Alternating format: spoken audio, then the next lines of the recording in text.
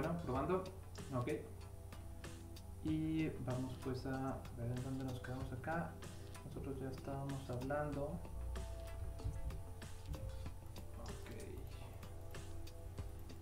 Me parece que ya estábamos en la última parte. Ya vimos dispositivos semiconductores y estábamos en la parte de la batería de acumuladores, ¿no? Entonces vamos a terminar con este tema. Un minuto para acomodar aquí las pantallas.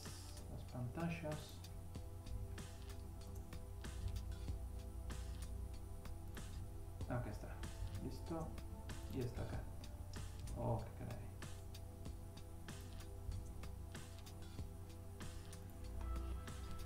Ahí está. Y bueno, en este capítulo, o bueno, en esta serie, en esta sección, vamos a hablar acerca de estos dispositivos, ¿no? que son parte del automóvil. Y pues en general vamos a ver cómo están construidas y cómo funcionan las baterías de acumuladores. Vamos a describir de una manera muy superficial las reacciones químicas que aparecen durante la carga y descarga de la batería. Y vamos a definir y explicar algunas de las especificaciones o de los datos de la batería que ustedes pueden revisar, como la capacidad de reserva, el régimen de arranque, las unidades de sobrecarga y la potencia en voltios o en vatios, ¿no? Vamos a explicar un poquito el rendimiento de la batería y explicar pues el papel de la diferencia de potencial en las terminales o en los bornes de la batería, ¿no? Al final del día, la batería, vamos a tener que su finalidad o su función es la de suministrar corriente a los sistemas de arranque y encendido cuando vamos a poner en marcha el vehículo. También tiene la función de suministrar corriente eléctrica para las luces, la radio y pues, los accesorios electrónicos. Todo esto es mientras el alternador no está funcionando. Cuando el alternador funciona, bueno, se puede adquirir energía de ahí, pero cuando el alternador no está funcionando es necesario que tengamos un dispositivo con energía almacenada que nos permita pues para empezar a arrancar el coche, ¿no? Por ahí del lado derecho vemos una imagen en la que aparecen la mayoría de las piezas o de los componentes de una batería. Por ahí podemos ver las tapitas de plástico que bueno, son flexibles y permiten como la salida de gases que regularmente son tóxicos. Tenemos la tapa roja, que es de un material de plástico. Tenemos el recipiente, que también es de plástico y viene dividido en capas para ir poniendo adentro las celdas del ánodo y cátodo de las diferentes baterías individuales, que luego se colocan en serie para conseguir una batería de mayor capacidad. Dentro de estas celdas tenemos el electrolito, que regularmente va a ser una mezcla de ácido sulfúrico. Tenemos las placas positivas,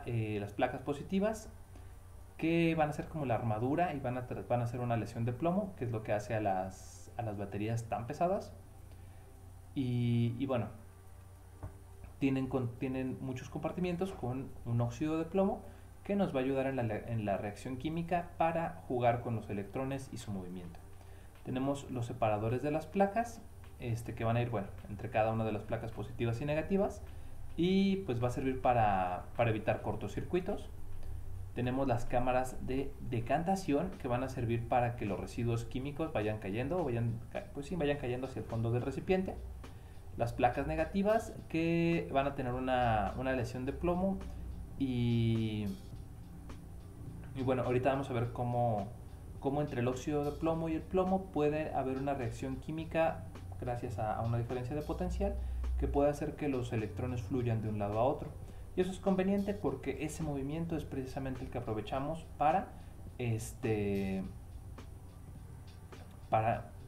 pues hacer funcionar nuestro coche, ¿no? Las baterías regularmente también creo que esto es una batería antigua. Las baterías nuevas creo que ya no cuentan con estos orificios. Ya son baterías que no requieren mantenimiento, pero si por ahí son lo suficientemente viejos, recordarán o tendrán por ahí una batería con estos orificios en las que se controlaba el llenado del electrolito. Esto es, a lo mejor por ahí algún día vieron a alguien rociar o aventar un poquito de agua dentro de estos orificios, y era pues para rellenar el electrolito que se iba, o el ácido que se iba gastando conforme se usaba el coche, ¿no?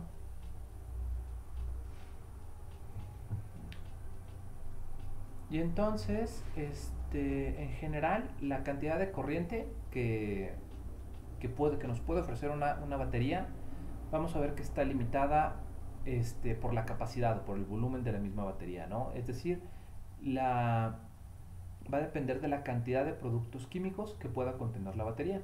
Una batería grande, evidentemente, va a poder contener más ácido y va a tener más capacidad. Crea un correo personalizado con el nombre de tu negocio. Perdón. Com- Algún día pagaré YouTube Premium, pero no será hoy.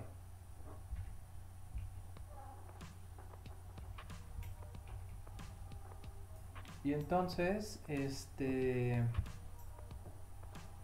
bueno, entre más ácido o entre mayor volumen de la batería, vamos a tener que tiene una mayor capacidad y puede tener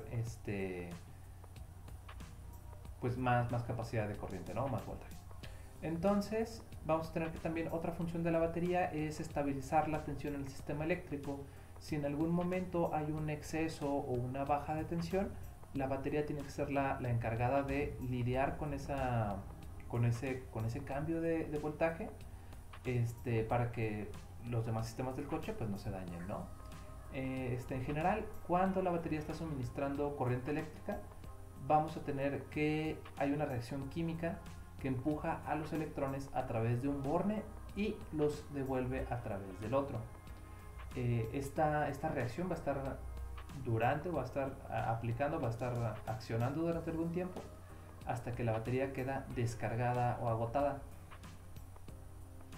Cuando eso pasa, tenemos que hacer pasar una corriente a través de la batería, pero en sentido opuesto, de manera que las reacciones químicas se invierten y la batería, vamos a ver cómo se recarga, ¿no? El proceso se puede ver en la imagen que tienen por acá. Supone que se debe ver un videíto, déjenme revisar. Parece que sí, sí está funcionando. En general, vamos a tener un ánodo y un cátodo y un separador. En este caso no tengo es el caso de una batería como el celular, de litio, me parece, son baterías de litio, pero en general el funcionamiento es técnicamente el mismo. Básicamente lo que tenemos es un ánodo, en este caso el grafito, placas de cobre y aluminio, un cátodo o una parte positiva, y lo que vamos a tener es que cuando cerramos el switch tenemos un flujo de electrones de un lado hacia el otro. En este caso sería de litio hacia el grafito, perdón, de litio hacia el grafito, hasta que se van pasando todos los átomos de litio. Yo voy a ir logrando que los electrones vayan fluyendo a través del foquito, y pues eso, voy a aprovechar esa energía.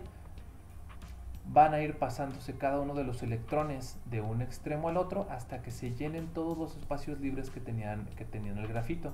Cuando esto suceda, ya sea que se llenen los espacios libres en el grafito o que se me acaben los electrones libres en el litio, pues entonces mi batería va a quedar descargada y voy a necesitar aplicar un voltaje o una diferencia de potencial inversa, de manera que los electrones que ahora están en el grafito puedan pasar al litio, se reacomoden y la batería quede nuevamente cargada para utilizarse una vez más, ¿no?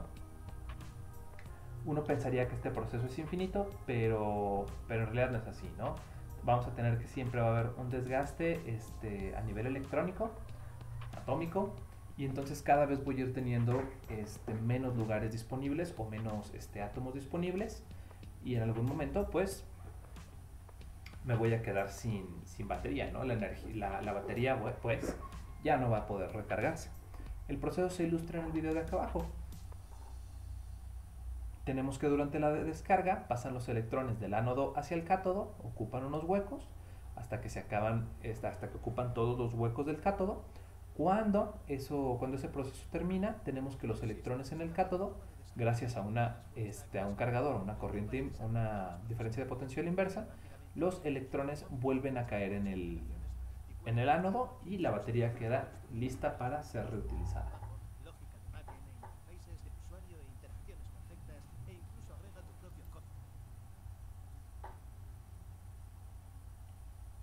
A ver qué puedo hacer con esto. Ahí está.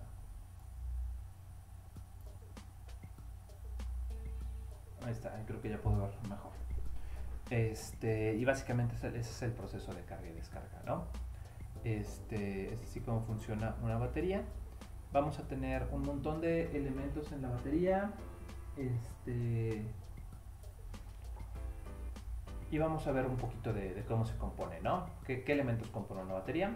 La batería está formada por unas cosas llamadas elementos, o bien también llamadas vasos, y cada vaso va a producir más o menos unos 2 volts.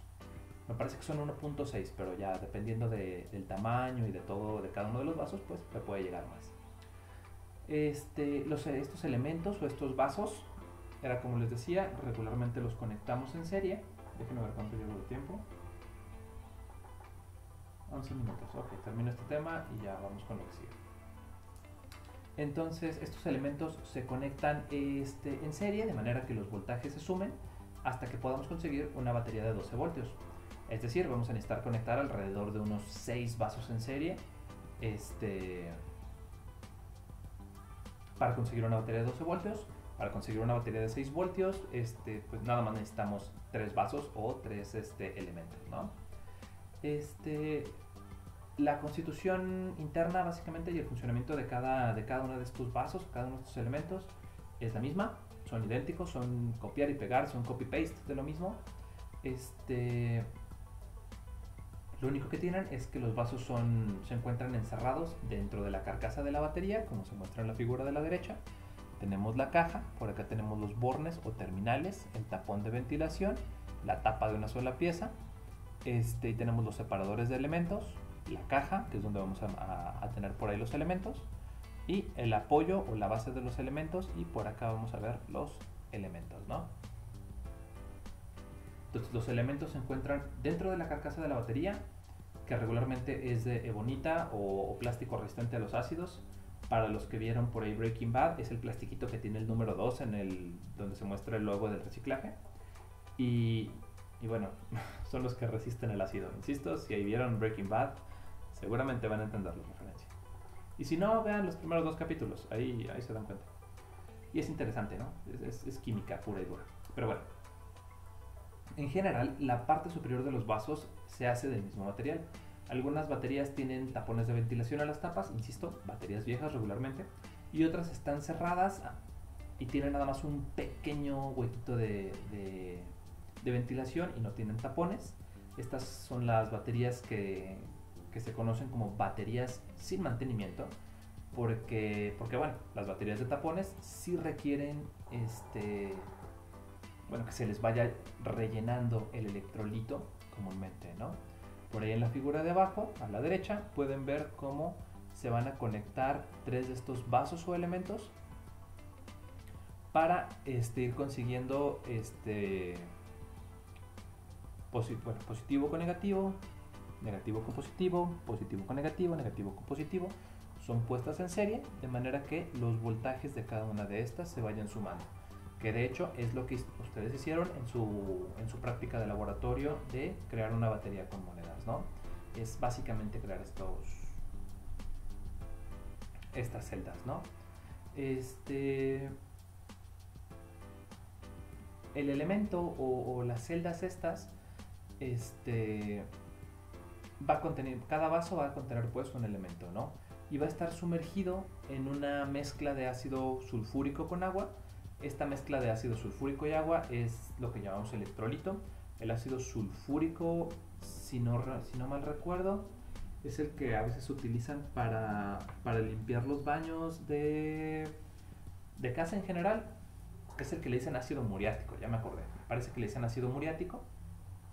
E insisto, se suelen usarlo también para limpiar baños o para remover hongos o impurezas. Y bueno, es bastante corrosivo, tengan cuidado. Y bueno, este elemento va a estar, este electrolito va a estar encerrado en un compartimiento dentro de la carcasa de la batería. Y va a estar tapado por una cubierta nuevamente a prueba de ácido. Los elementos del vaso vamos a tenerlos constituidos en dos grupos de placas. Ay, qué caray. Hoy están saliendo exageradamente demasiados anuncios en YouTube. Pero bueno. Los elementos del vaso que damos los vamos a dividir como que en dos grupos. Y estas placas van a estar unidas entre sí. Cada placa va a estar aislada de las placas que están a un lado y eso lo vamos a hacer mediante algún tipo de separador, ¿no? Que es lo que vemos por acá. Tenemos un separador entre cada una de las placas y tenemos un puente de placas, que es lo que va a hacer que se conecten en serie y que sumemos los voltajes, ¿no?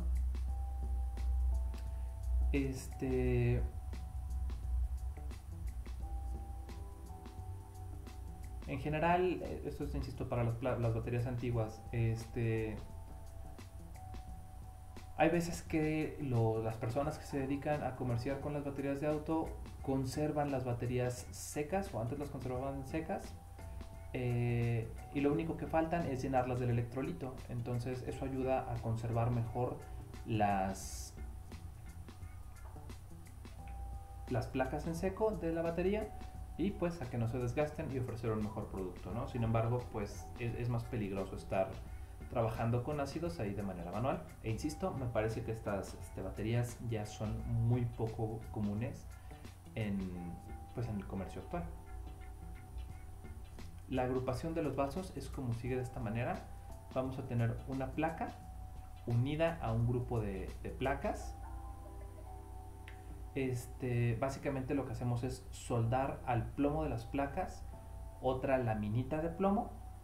Los vasos de los extremos tienen en general dos placas unidas al terminal, y en algunos tipos los terminales se proyectan hacia arriba por fuera de la tapa del vaso, de manera que eso es lo que conocemos como los bornes, ¿no? Son los terminales.